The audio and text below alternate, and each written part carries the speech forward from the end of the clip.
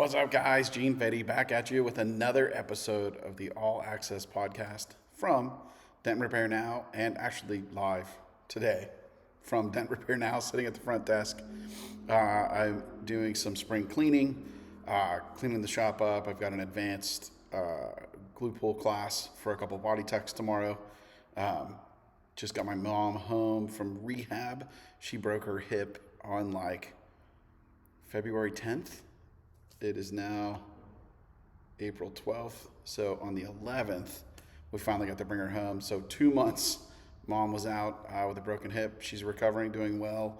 Her first night at home, she did good. And we're doing a little picnic dinner for Sunday dinner at my in-laws. So as soon as I finish this show, I'm headed over to her house to pick her up and take her over there to see some family that she hasn't got to hang out with in a couple of months, other than some visits. So it's very cool.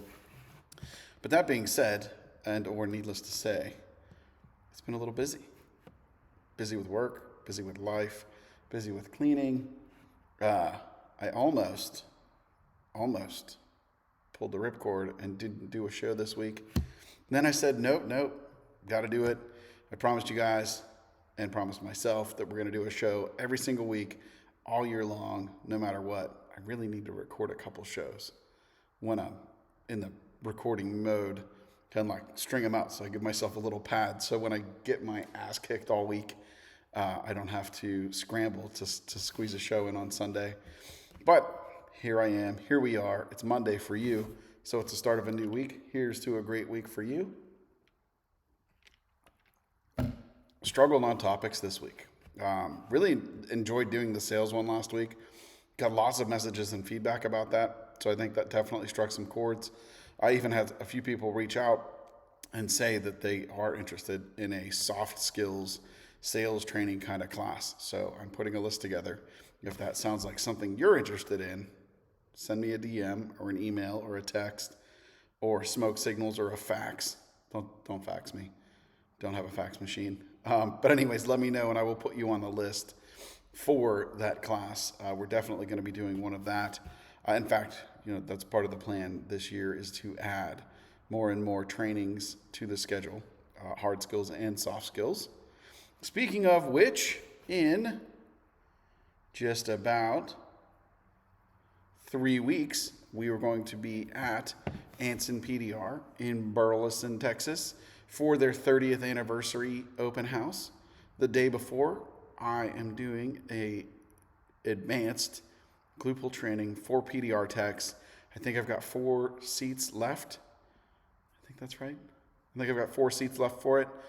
Anyways, if you are interested, I'll put the link in the show notes, but it is dentrepair.com/advanced-glue-pull, singular. I think that's it. If I didn't screw it up, it's there. If I did screw it up, look in the show notes or the YouTube description or wherever you're getting this. Or, again, DM, text, email, fax, whatever, and I'll send it over to you. And you can get signed up. $7.99 or plus Christina and the crew at Anson are throwing in a $100 gift card for all attendees to the class. So really it makes it like $6.99 and you get some bonus tools. So super excited for that. Everything we've done at Anson has been great. I'm excited to pull this class off as well and see how all that goes. So it's going to be fun. And even if you can't make the class, you really need to come down for the open house. They're always a great time. And it's their 30th anniversary. That is freaking awesome. We got to do it. You got to get there. So today's topic, a little different. Made me think a little bit. Hopefully I can make you think a little bit. And I'm certain that there's advice in here for you. And there's advice in here for me as I think through this topic and walk through it with you on what would I do. So the topic for today's show, what would I do if I lost all of my contacts and all of my content and somebody dropped me into a new city? How would I restart my business? What would I do different? How would I build things up? How would I attack it? Let's talk about it. So I've got my notes here. I want to make sure we don't do anything and mix it up. The first thing that I would do, like if I'm dropping on the ground, so this could be, right, like you could think about this if you're coming off the hail trail and you don't want to chase anymore and you want to plant some roots, follow this play. If you are literally leaving a city and going to a new town and you're going to open up, follow this, but hopefully you still have some content. Or if you're brand new and just trying to get started, right, take some advice from an old guy and let me see if I can't point you in the right direction. So what would I do? I would do a mix, right? When I started originally, I went wholesale, right? Just straight wholesale to the dealers. I was trying to learn, wasn't confident enough, or for a matter of fact, I wasn't good enough to go to body shops, and I certainly didn't think I was good enough to try to sell direct to public, direct to the customer, to retail, and it wasn't a real big thing back in the olden days. But if you were to drop me with my skill set today in a new town, first thing I need to do is start generating some business. Just like I talked about last week, until you have dents in front of you to fix, you are not in the dent repair business. You are in the marketing of dent repair business or the sales of dent repair business. So I need to get work in front of me. Low-hanging fruit, first place I'm going to go, if I'm super hungry, is going to be independent used car lots. Now, why am I going to go there? One, a lot of times they scare their PDR guys away. But if I'm in a new market and I'm trying to, right, remember I lost all my content and everything, I need to get some content, I need to get some repairs, and most importantly, I need to get some dollars. Typically, those small mom and pop lots, the independents, are going to be COD, right? So go fix the car, get paid, go to the next one, right? So instant cash flow there. Next up, I'm going to start canvassing all of the body shops. Now, for me, that means a couple things. One, I've got my PDR skills, but two, hopefully I didn't get stripped of all my tools and I'm really good at glue pulling and I can do large damage. So my approach to the body shops is going to be, do you have somebody doing PDR? Yes or no, and depending on how that goes. And two, hey, I also happen to be an expert in the glue pulling space. I can help you with pull to paints. I can help you with pulling quarter panels, with pulling rockers. If you don't have a system like that, right, I can help you and work through that. Another bonus with the body shops, typically, unless it's an MSO, they are COD. Right? So I can go in, I can sell myself, I can present myself, I can get content, and I can get paid. Right? So if you're noticing a little repeating story here, you want to get paid. You've got to have cash flow. I didn't say I dropped into a new town with $1 million in the bank to start over. This is like a fresh reset. How are we going to do it? Go buy our bootstraps. So go in and hit those body shops hard. When I was with Kiko and teaching and talking and even presenting even at MTE and PDR Expo, I know I've talked about, guys, body shops will pay you to help them rough in panels, right? And I don't mean push for paint on roof or something like that. I mean, if you've got good glue pull tools and good glue pulling skills, you can get out there and get paid for that, right? Work it in. The body shops around here that I do some of that stuff for are amazed all the time at what I can do, and they are more than happy to pay me what I'm asking for to do it, and working inside of their estimates. But it's a great way to get dollars flowing immediately. So, mom and pop independent lots, independent smaller body shops, going after it, see what we can do. The next fastest thing we can do is start to think about chasing a little bit of retail. Now, right, I've lost my presence. I don't have a Google listing. I don't have a website. We're fresh scratch from there. Lost all of my content. Need to build my content. I want to go to where the cars are. So think car washes, right? If, the car wash that I have a membership to, I bet if I approached them and did some sort of kickback with, a month of washes for my customers, that I paid for, that the customer paid for, right, out of the repair, I bet they would let me set up in my truck, because I don't have a shop anymore, right? I bet they let me set up in my truck at the store, at the shop, with a sign, Dent Repairs Today, Dent Repairs Now. Oh, Dent Repair Now, that's a good name for a business. Go to town and make those snap decisions.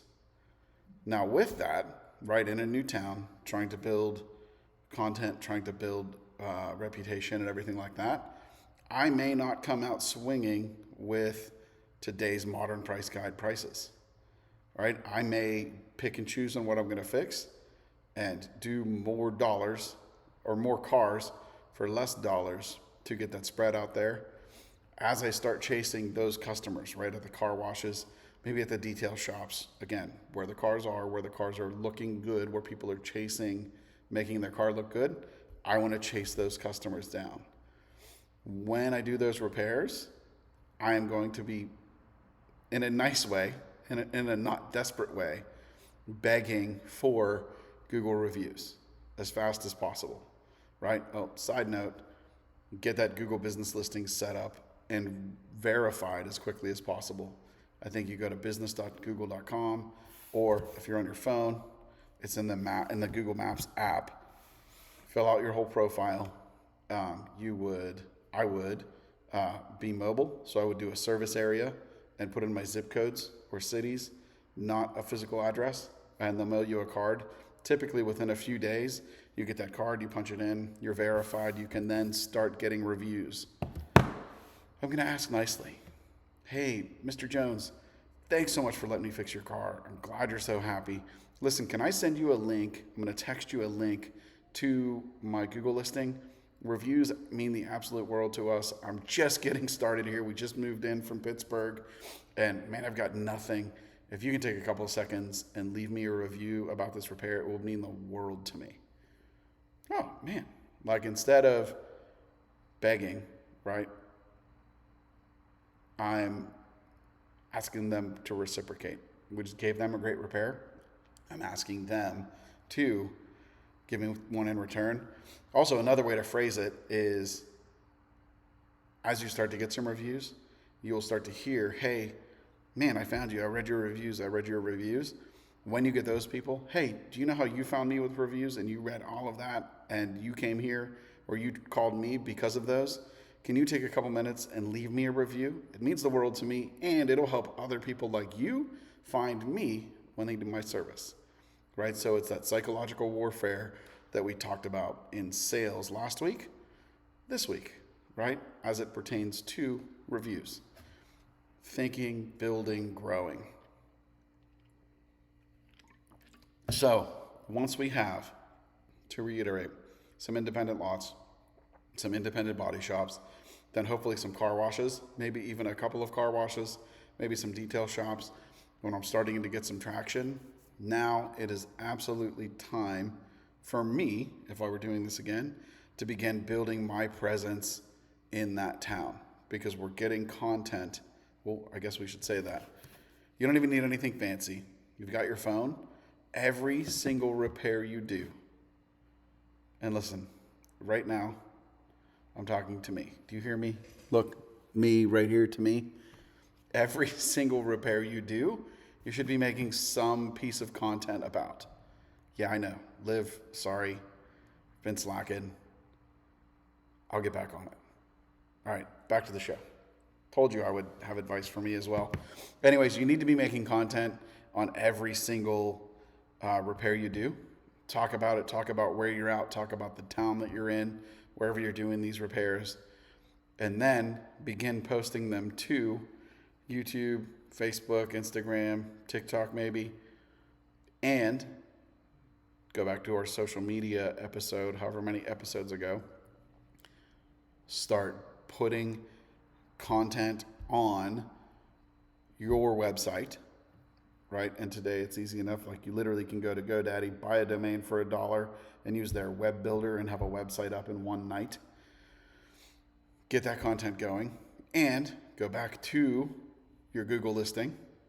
All right, this is also for me, but for you, go to your Google listing and start posting content, adding photos, writing little posts inside of your Google business listing to help build and grow that traction, right? Do you see how all of this is building together and growing and growing and growing?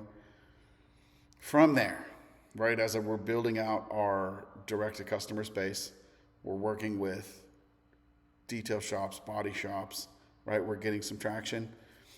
If I'm being real, depending on the weather where I'm at, not positive I would go big shop again. I mean, the shop's good. It's great, but it's a lot of work. If I were to start over, and certainly at my age, if I were to start over, I think I may stay small, go like one-man show, do as much as I can, and invest in other things besides my business. But that's for a topic for another day. I would begin looking for really good wholesale accounts, right? So now we're talking franchise dealerships, right? So the big BMW store, the Lexus store, the Rover store, the Jaguar, the Volvo, right? The Chevy, the Kia. Start building that wholesale business, building a good, solid wholesale business. And I really think that wholesale gets a bad rap. I was just talking to a lot of people. I was talking to somebody the other day, and they were sort of like, "Oh man, I've never done wholesale. I don't think I could do it. I don't know. Never had," and maybe because I started on wholesale, but I've never had that adversarial look at our wholesale customers. I really look at them more like partners and people we're doing business with and we're friendly with and places we want to go, versus, oh man, they want everything cheap. They want this, they want that. Can dealers be difficult to work with? Of course. But can you also build amazing relationships with great people that want to do business with you all the time, that you can help do business with and help them sell more cars? 1,000,000%. That is for real. So I would begin chasing and finding those great stores with great managers that want their cars right, that value what you do. And the way I would do that is, first, maybe you get lucky, and I would just go start knocking on some doors. But if I start knocking on doors, and I believe in today's day and age, it's probably difficult to find a bunch of dealers or an area full of dealers with no PDR techs. I feel like there's enough techs out there that they have to be, for the most part, being taken care of. If that's the case, which most likely is the case, I want to, I'm not going to talk bad about their guy unless the lot's completely tore up. And in that case, I just want to go out and find something I could fix, and show them what I can do, right, on regular stuff. If they're super happy with their guy, hopefully he's not, he or she is not some sort of stud, and they're leaving stuff or letting stuff go that can still be done with PDR, right? So I say, or my approach is, oh, great, you know what? I've heard a lot of great things about Jim. It seems like everywhere I go, Jim's the dent guy. All I want is a shot. If Jim can't make it, call me. I'm not going to try to steal his account. I'll just come in and take care of you. If Jim says no, and you kind of think, man, it really looks doable. I really think it could be done, but we're going to send it to the body shop. Call me before the body shop. I want to be that little stop in between your PDR guy that you know and love and the body shop, right? And then side note, guys and girls, if you slide into that niche, you're no longer competing with the dent tech, right? Now you're only competing with the body shop, right? So we can fix some good stuff when we're competing at body shop dollars.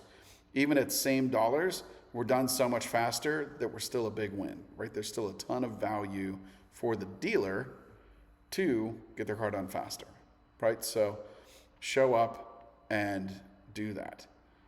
As I'm trying to build that wholesale out, I likely am going to be in the same area, on the same street, whatever, the same day every week. Hopefully I'm getting a little bit of traction. I'm going to stop in and see Bob, the sales manager at BMW, every Wednesday afternoon.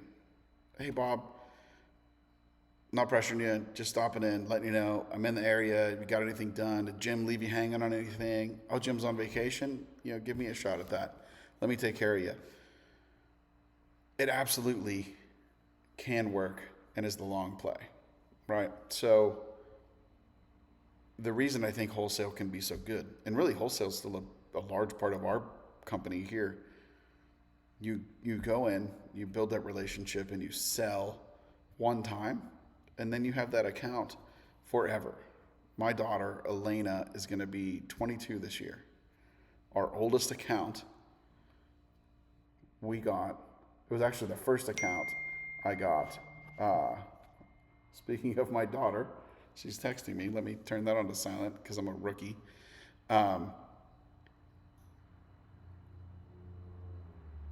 She's going to be 22. It was my first account that I ever landed. We still have them. So for 22 years, that dealership has been doing business with us every single week, right? And we really sold ourselves to him one time. And then for 22 years, they've been doing business. When a retail customer calls or emails or texts or faxes me, man, we're selling new almost every single time. Now, we've been doing retail for 10, 12 years, seriously.